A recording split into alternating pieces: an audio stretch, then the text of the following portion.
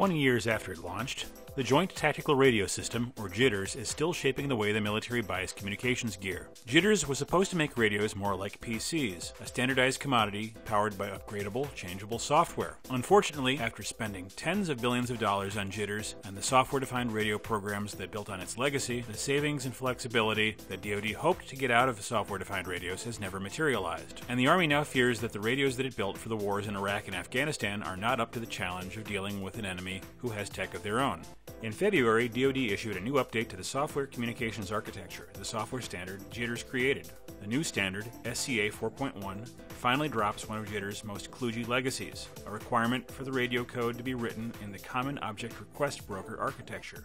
CORBA, introduced in the 1990s, was supposed to make it easier for developers to wire together disparate systems. SCA required CORBA because DoD wanted to ensure that radio developers could easily hook into DoD's standard waveforms.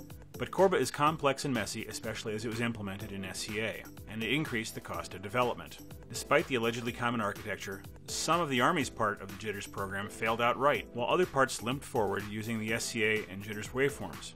The soldier radio waveform and the wideband networking waveform have been requirements for multiple Army radio programs, but they've been called out by researchers and by soldiers alike for their poor performance. While they use a common architecture, the radios would still require hardware swaps to be changed from one waveform to another, and the radios that use them, including the single-channel Rifleman radio, remain extremely expensive. Still, the Army recently awarded a $4 billion contract for a 2-channel handheld radio based on the SRW waveform, despite protests that the Army ignored cheaper and more effective options.